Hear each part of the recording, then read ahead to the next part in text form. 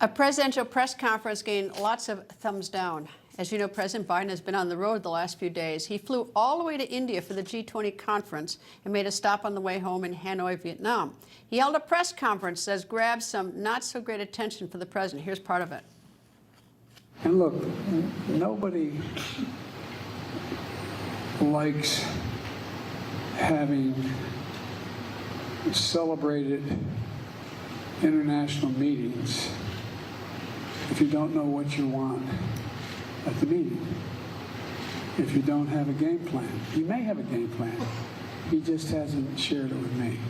But I tell you what, I don't know about you, but I'm going to go to bed. What did you talk about with Mr. Lee? You said you spoke to the number 2 from China who was in India today? Yeah, we talked about at the conference overall. We talked about stability. We talked about making sure that the third world, the southern hemisphere had access to change. It had access. It wasn't confrontational at all. Let's see. I'm just following my orders here.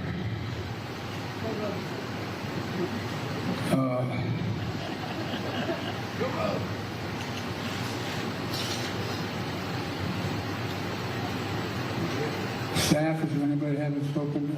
I ain't calling on you. I'm calling on, I said I had 5 questions. Anita, VOA. In short, many would say the press conference was a flop. It lacked depth and it was short, not a lot of questions. And worse, many have used this word to describe it, rambling.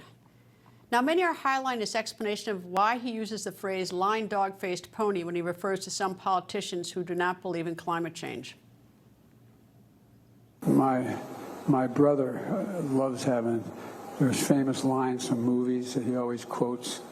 You know, and one of them is there's a movie about John Wayne. He's an Indian scout, and they're trying to get I think it was the Apache, one of the great tribes of America, back on the reservation, and he's standing with the Union. So they're all on their horses and their saddles, and there's 3 or 4 Indians in headdresses, and the Union soldiers. The Union soldiers basically saying to the Indians, "Come with me, we'll take care of you, everything will be good." And the Indian looks at John Wayne and points to the Union soldier and says, "He's a lion, dog-faced pony soldier." Well, there's a lot of lion, dog-faced pony soldiers out there about global warming, but not anymore. All of a sudden, they're all realizing it's a problem. And there's nothing like seeing the light. In total, he took a measly 5 questions from reporters, which was pre-planned. And then after he was ready to end the press conference and after announcing that he was going to bed, he started to answer a shouted question from a reporter.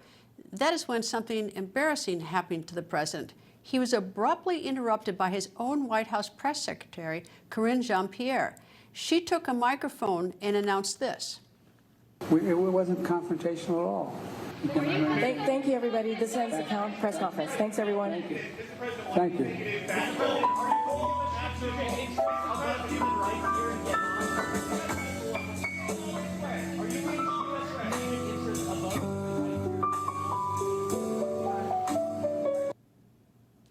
Really?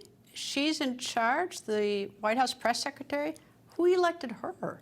She tells the United States president what and when he can answer, and then someone rolled in music over him? Now, who did that and why? Trying to muffle him, the president of the United States, as he was trying to answer a question? Maybe Biden doesn't care, but I would be furious if someone who worked for me pulled that stunt on me and so publicly. It was done in front of a sea of reporters and cameras from all over the world. Some may say she was trying to do damage control for what has now been described as rambling, but at the very least, what she did and how she did it was inartfully done. Now, as for President Biden, I know how tough it is to travel around the world in a short time, enduring all those time zones. Sure, he had the comfort of Air Force One, but it's still tough.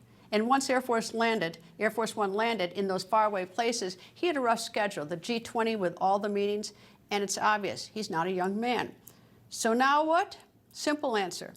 he owes the American people a real press conference. Once he's home and has had a few days to rest and overcome jet lag, he owes the American people a full-blown, not just 5 questions, but a full-blown press conference. It's a do-over, and it's a good idea. By the way, the last press conference he gave, 38 minutes, was in May, and it was in Japan. But a lot has happened since May, and a lot of things are still happening. The American people need to hear from their presidents, and often. And President Biden, after some sleep and without the threat of the press secretary looming in the shadows, ready to lunge and pull the plug, needs to hold a full press conference at the White House. Remember, taking questions and answering them promotes accountability. It is the opportunity also for a president to defend his policies and instill confidence in the American people that he can do the job. This attempted one in Hanoi needs to be cleaned up.